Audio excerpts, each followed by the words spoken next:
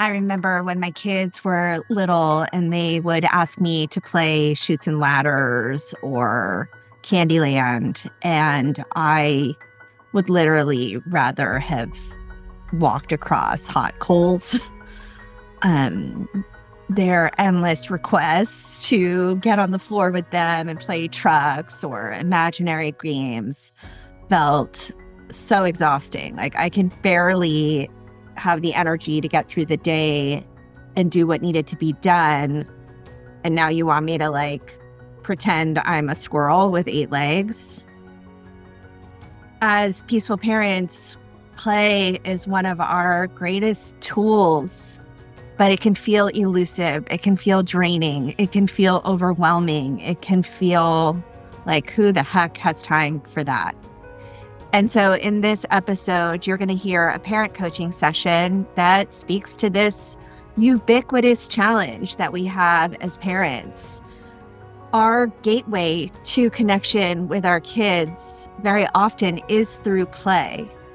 And like everything that we do here, the resistance that we feel is a gateway to a deeper understanding of our own relationship with ourselves.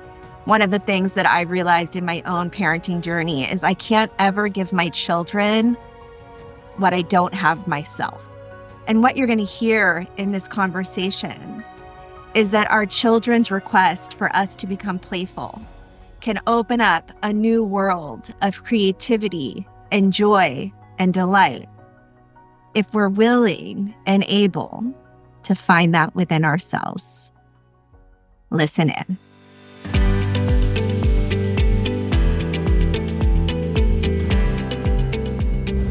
I think actually today, this week, theme, which is the play. Yeah.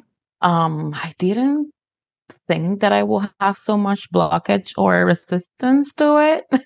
But of all the themes that we've been dealing with, I feel like they all been making sense.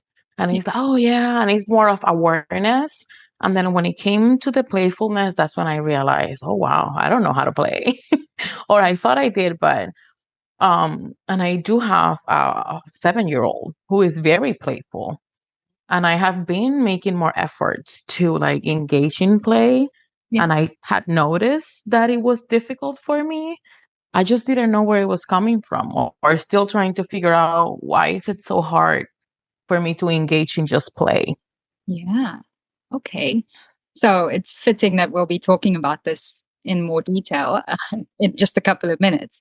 But I'm curious to know how the content brought this awareness that, whoa, I really struggle with play. I didn't think I did. But after, what was it about what you read or heard that made you? It was more when she talks about, oh, when some of you, when you hear this, it's gonna feel like shock, like you feel like nails in a chalkboard, or so uncomfortable. And it is like I find it, I'm like a teenager sighing and looking, like rolling my eyes every time he wants to play. Like, okay, what are we gonna play?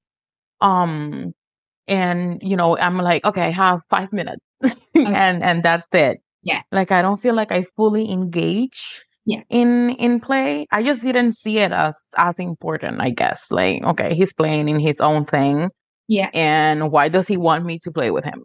Basically. Mm-hmm. All right. Well, that's beautiful awareness. And I'm curious to know what type of play is your son inviting you to play in, and then you're this teenager that's like, oh, why me? Mostly, well, he loves video games, and I have been trying to play Minecraft with him. Yeah. That one I found more interesting because it's a world and you're in your iPad and you create stuff. But when it comes to imagination, he has a great imagination. And then he wants to use powers. This week he transmitted powers to me, and now I have apparently heat powers, or like fire. Yes. Fire powers. And he wants to engage in that. Boys, they want to fight Yeah. and use your powers, and that takes a lot of imagination, like to get into character. Which is funny because I used to love acting. So I would have thought, Okay. that maybe that would be easier for me. But when it comes to that, even if I've been ignoring everything, like all the chores during the day, at that moment, I feel like an urgency to, no, I have all these other things to do. Okay. We can play for maybe 2 minutes. Okay. But when I do, he gets so happy. Like he really enjoys it.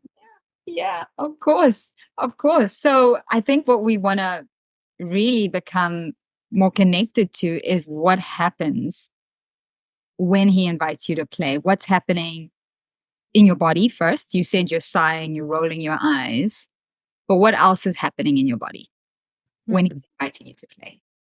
I don't know. It's uncomfortable. I don't know if I can definitely describe it, but it's like an uncomfortable feeling of when like I don't want to. Like it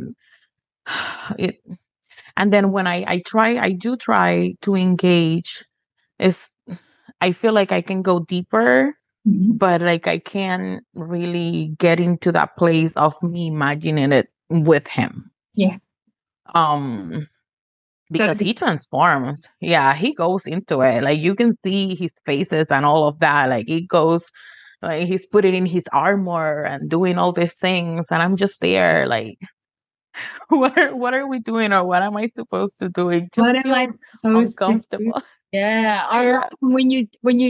When you said uncomfortable, you shook your shoulders a little bit. So would you say that your body tenses up Oh in yeah. yeah, so you get tense when Hmm. let's play. And especially when it's around we got superpowers and you've got to use your imagination to get into this. Okay, so there's tension in your body. You're clearly uncomfortable. What are you thinking? Are you aware of the thoughts that are coming up other than, oh, I still have these chores to do and I'm only going to give this a limited amount of time to play with? Hmm. Probably most of it is that, like, what else can I be doing? It's some of the thoughts that I think, or what is he expecting? What am I supposed to do? I think most of the questions are about like, okay, so what do I do now? Do I, am I supposed to get into this character like he's doing? Like, what is he expecting me to do for this Yeah. to Okay. fulfill this game?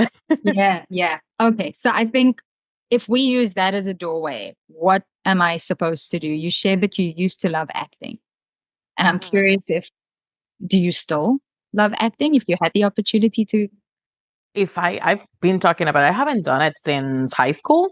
Yeah. Yeah, since high school. So it's been quite a few years, almost 20. And I haven't done anything. I'm always talking about, oh, I should find a theater group around around the community or something, but never really done anything with it Okay. after But it's after high still school. Yeah. yeah, but there's still a desire. So if there were a theater group to open up around the corner, you'd be like, oh, I'm curious. I could check this out. Probably, Yeah. probably. I think I'm more self-aware now, which is might be another thing. I'm more self-aware now than I was before. Yeah. So, but I will probably go just as a curiosity type of thing. Yeah. Okay. So I want to go back into that state where you were acting in high school. And did you experience any discomfort, any tension in Oh, playing certain roles?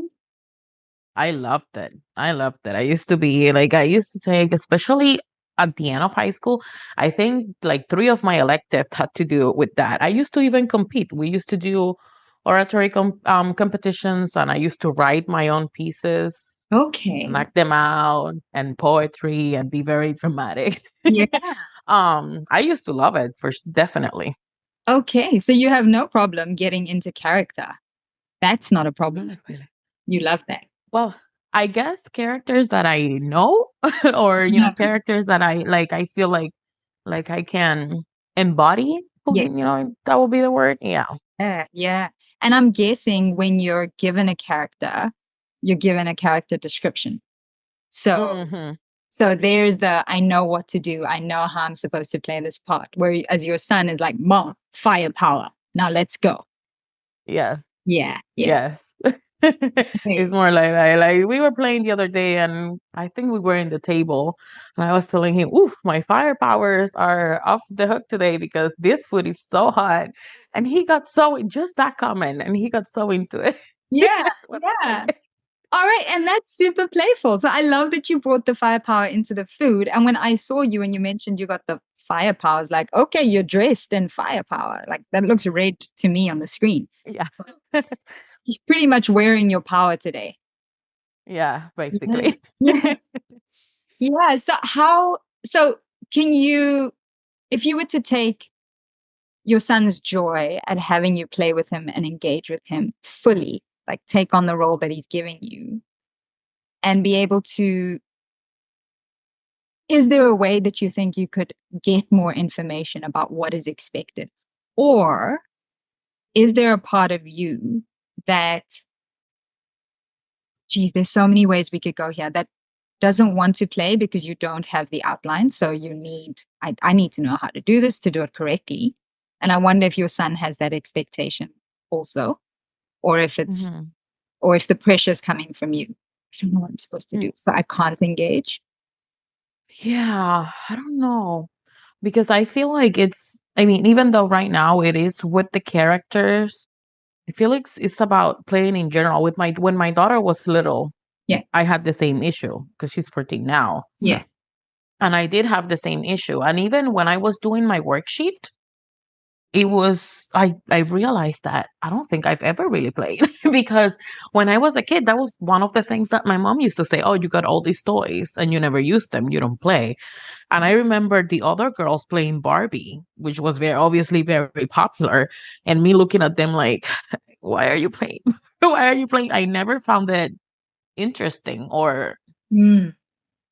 so I don't know if it's about me not fully engaging or not knowing the type of character. Because I think that if I think about it, maybe I can give my character, like some characteristics. Like, okay, if I'm gonna be this fire person, maybe I can describe it to myself Yeah. and embody it a little bit more. Is the blockage of me? Okay, let me think about it. Let me see how I can make this character like be me or me be the character. Um yeah, but when I think about let's just play for play, it's not very interesting. Like I don't find it very engaging.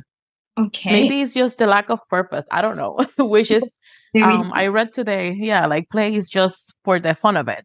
It's just to go. do it. Yeah. Mhm. And okay, so they were hitting onto another pathway that we could explore, which is, do you allow yourself to just do things for the fun of it? They have no meaning, there's no outcome, there's no result. Is there anywhere in your life where you allow yourself to do something fun? And what is that? What does that look like for you? I really don't think so because even like dating, like if we go out on dates or something, it has a purpose. Like it is to it's never just because or I have time to burn and let me just do it. I don't even have games on my phone. You know how people like, okay, I'm just gonna get time and play games on my phone. I don't even have games on my phone now that I think about it. Yeah. Not really. I do waste a lot of time. I do spend a lot of time procrastinating and Mhm. maybe on Instagram doing nothing. But is that play? I don't think so. Okay. Yeah. Is it play? That's a good question. So when you're on Instagram, what are you looking at if you're spending a lot of time? Scrolling.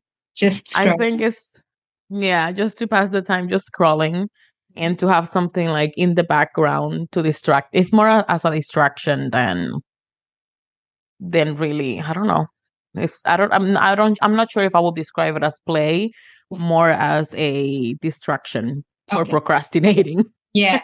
So once you've done that, you don't feel joyful and light and energized and ready to do your chores and the things that you've been putting off.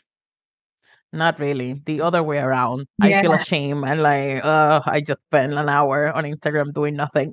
Yeah. more that. Mm. All right. So I'd like to know where you do feel that way. If there's anything that you do, even if it's not an activity that has no meaning. So you've gone and done something and afterwards you felt good, like a little bit lighter. Hmm.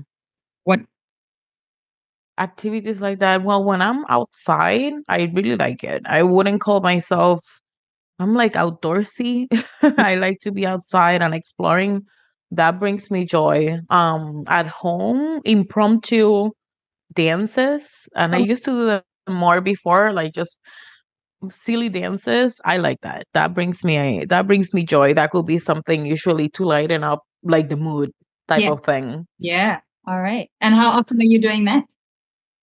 Not that much. I wouldn't say. I will say that not in a while. Okay. That I remember a few years back, especially when my daughter was younger Yeah. and when he was a little younger, we used to do like just dances in the kitchen. Yeah. Put music and dance in the kitchen. That will be my way to like move things around. Yeah. And you're not doing Mm, that as often as you no. want to or need to. Mhm. Yeah. All right. So why I ask all these questions is because it's a lot harder to give time and space for your children to play if you're not giving that for yourself.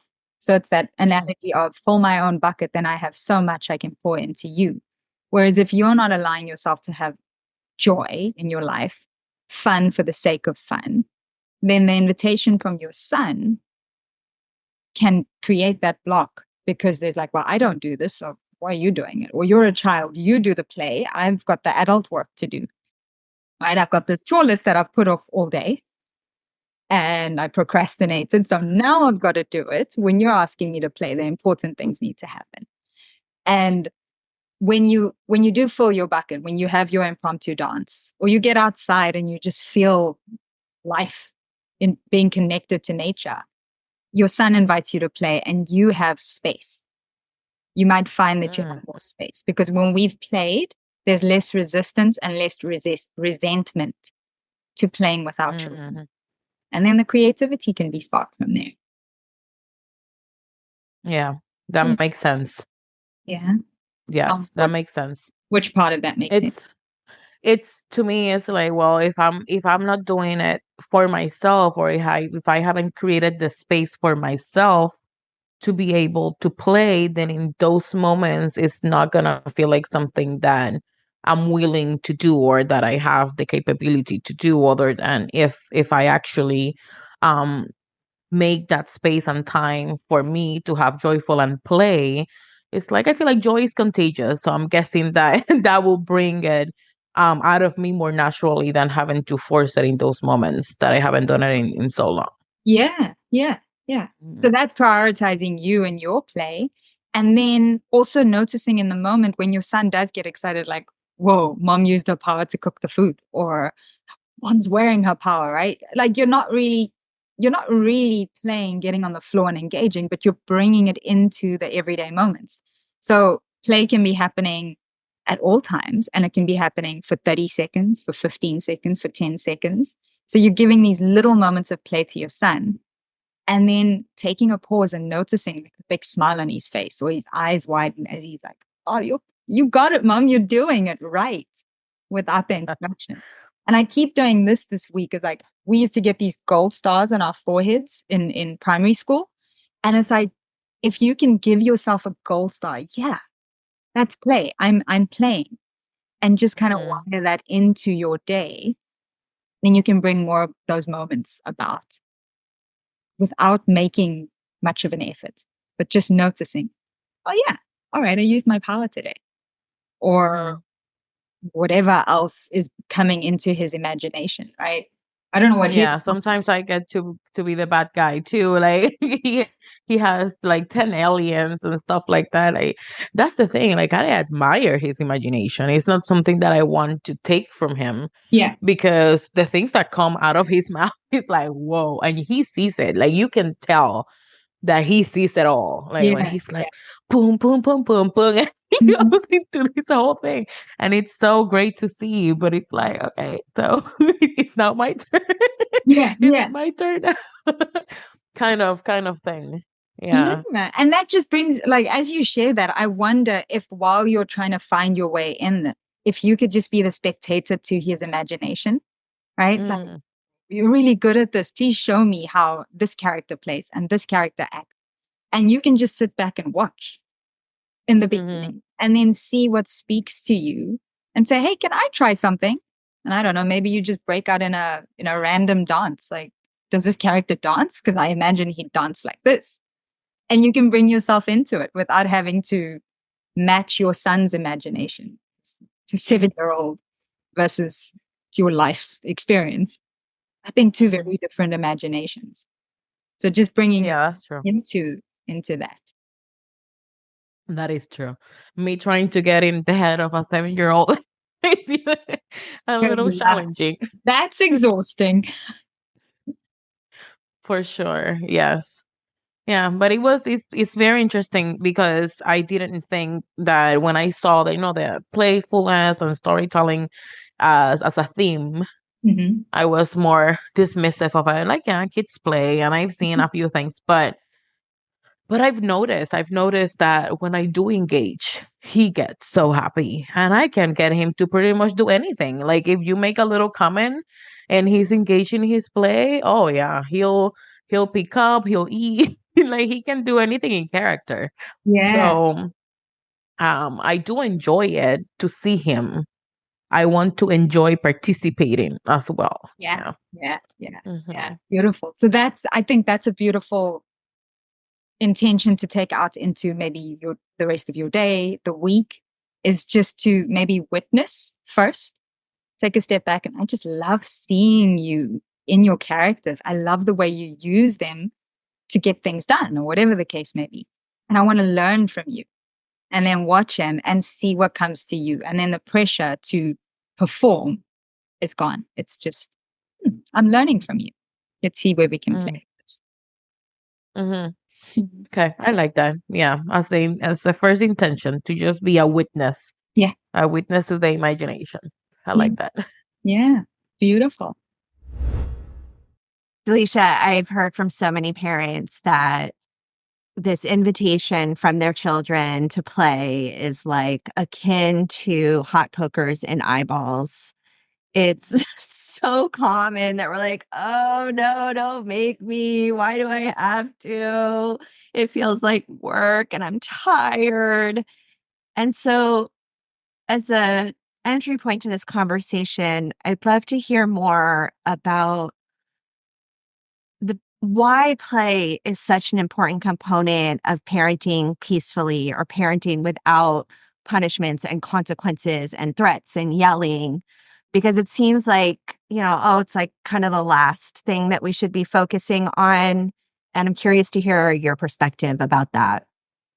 Yeah. Thank you, Kiva. The first thing that comes to mind in answering the question why play is so important is because it evens out the playing field. Mm. No intention on using a pun there, but it really brings the parent to a level that the child can reach them because we're speaking the language of the child when we engage in play with the children. So when we're trying to get our children to do anything, ask them for anything, if we do it in a playful state, our children are open to it because that's all they know. That's what they live right now. So it evens out the playing field and it gets us on the same level with them so that they can receive whatever it is that we need from them. And they're receiving what they need from us when we give them play. Yeah. Why do you think it feels so efforty for parents? Oh, that's a good question. And there's a simple answer because we don't understand play, because of our perspective of play as being something that's a waste of time, that requires effort, that's taking us away from more important things, more important responsibilities. And when we're looking at play from that lens, then we don't want to do it. Then it is an inconvenience and it is just an extra thing that our children are needing from us. And if we can just turn that around and realize that play is the thing that makes things easier for us, then we could step into it with a lot more ease. Something I really appreciated in your coaching session was reorienting this mom, and oh my gosh, is she a delight or what, Amazing. to what brings her joy, because play doesn't always have to look like what our children want it to look like. Like, if, is that right? Like, if we can access joy and silliness and rhythm, then it should actually feel more energizing and not heavy and burdensome. Do you have some ways that people can start to think about play differently? Oh, yeah. Well, first, before they think about play differently, my question would be, are you playing? And I find that if the invitations to play with your child are being met with, "Ugh, why? I don't want to do this," then you're probably not having enough play in your own life. And then wondering, where am I not enjoying myself? This week, I've been exploring the concept of joy. And play doesn't have to be playing with action figures or building blocks. Play is, where do you find joy? What is joy in your life? And reframing the question to an adult brain is asking, what are you passionate about? What fulfills you and gets you excited and gets you walking on air? And then from that answer, you can discover what play is for you, whether it's curling up on a couch, reading a book, or taking a walk through nature, or listening to music and just dancing to whatever's on the radio. That is play. It doesn't necessarily have to be getting down on the floor with your child. And allowing yourself to have that kind of play and your child to witness you in that play, and then owning it and saying, this is how mama plays, right? That brings you into a relationship with play and then gradually transforms the perception you have about it. As you were talking, I just got this interesting download, so I'm going to try to say it out loud. But I wonder, children are so smart and so clever, and they desperately want our happiness, even though that's not necessarily right relationship between parent and child. Children feel safer when we are in a calm, joyful state, right? Like they are hyper vigilant about our facial expressions and our body language. They can feel our feelings. This is why we talk about, masking what happened to us in the day does not work. And I just got this wondering if, so many adults, and listen, me too, life is hard. And we're all overwhelmed. There's so much stress just navigating the day to day. And we carry that through life like this burden, right? Like this weight on our shoulders. We're heavy, we're tired. Everything is full of effort. We have to do so many things. And I don't wonder if when children are saying, Mommy, Daddy, will you play with me? That they're not responding to what they're seeing is our state and asking us in their language, which is play, to pull ourselves out of misery. I don't know. What do you think? Yeah, absolutely. That is exactly what an invitation to play from a child is. They mirror our states, and for them to feel safe in our presence, in their home environment, if we're bringing in the stress of the day, if they're aware of the conversation we're having with our partner about how much there is to be done or the financial worries we have about making it to the end of the month, they pick that up, and then you get this invitation to play. And that's their own natural way of regulating. I need some safety here. I need to know that we're okay. Mom, come play with me. Mm. So that invitation to play is so much more than a selfish, fulfilling need for the child. It really is an invitation to the parent to see, oh, what kind of environment am I providing here for my child in terms of my own state? If I can just bring that down, then we can all start to feel a little bit safer, a little bit better about what's happening. So often there's parents who say, we're busy. We really just need our children to do the things we need them to do. And when they're asking us to play, that's taking us away from these things. And I'm like, yeah, but it's also inviting you to slow down and to realize what's important in this moment, what's really important in this moment. That hits me in such a deep, profound place because I truly believe that our children can be our greatest teachers. And we don't need to look very far out into the world to see that there's a lack of joy and happiness in culture, in our environments. And this idea of play has a radical reframe when we use it as a remembrance of what it feels like to just be silly and free and not care what other people think, and meet our children in this like beautiful bubble of our co-creation, right? Like the world out there could be stressful and hard and harsh and cruel and all the things. But in this moment in the kitchen, while we're cooking dinner, we're going to rock some music and make silly dances and put, the butter on our lips like mustaches.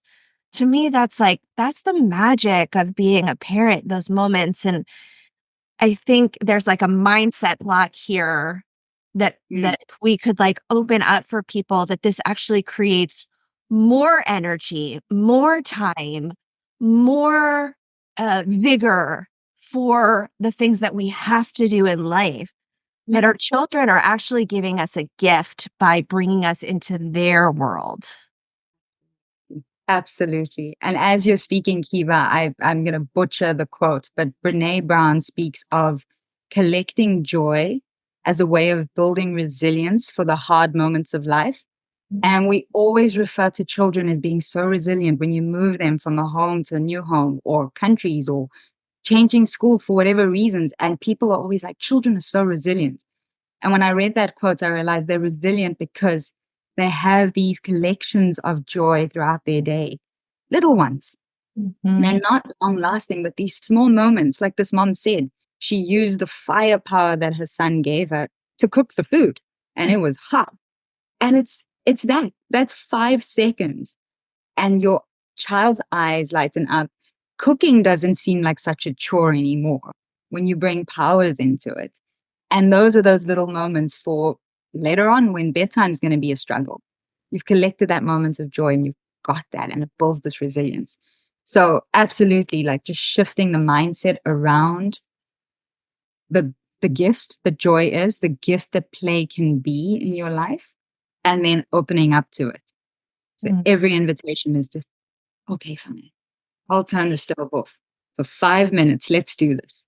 It doesn't have to be 3 hours. That's right. That's right.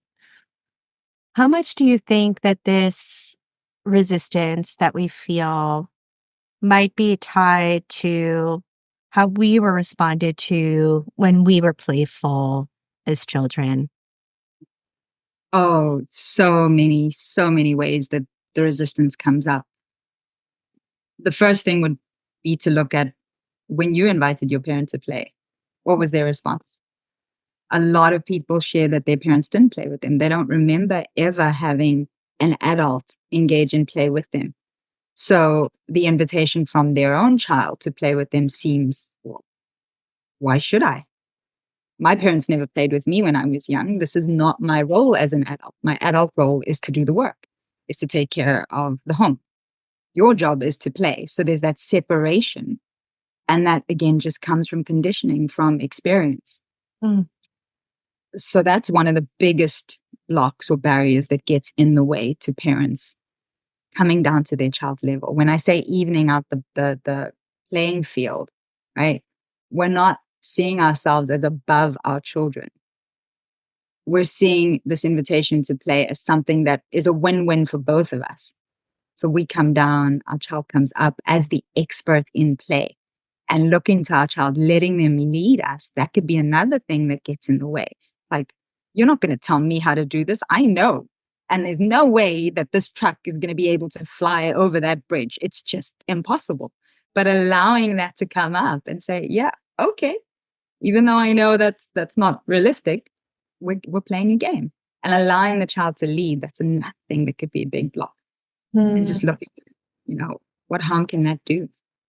Yeah, we gotta stop being so logical and reasoned. Man, Serious. Why are we so boring. serious? Yeah. And our children will tell us that, right? You never play. You're always working. You're so serious. You're always angry. And those are all just beautiful. Instead of taking them personally, it's just, yeah, maybe I don't have enough joy in my life. Maybe I'm not having fun. And then there's the flip side of the benefit, again, of doing what you love and letting your children witness you, right? If you're knitting something and that brings you joy, or you're singing opera because you think you have a beautiful opera voice, even though it's not the case, your children just get to see you in your element. It gives them permission to fully be themselves as well, to play in the way that they want to. And that's another part that we talk about. Like, play isn't one thing. So what is the way you play? I think we discussed 12 different types of play in program. And people are always amazed. Like, I didn't know that was play. Yeah. Anything that brings you joy can be play. What do you think is the one that surprises people the most? Oh, the quiet, sitting and being quiet, like the meditation, being on their own. They never thought that was play. But when I ask them, how do you feel after you've had a meditation or after you've just sat in silence for a few moments? Their face lights up. I feel energized. I feel full. I feel excited about my day and what's ahead. I don't look at my to-do list and, I'm just like, I can do this. And I'm like, well, then that's play for you. Really? So good, Delicia. I can't wait to do more of these sessions with you. This is so fun. Thanks for being here. This is my kind of play. Yeah, me too.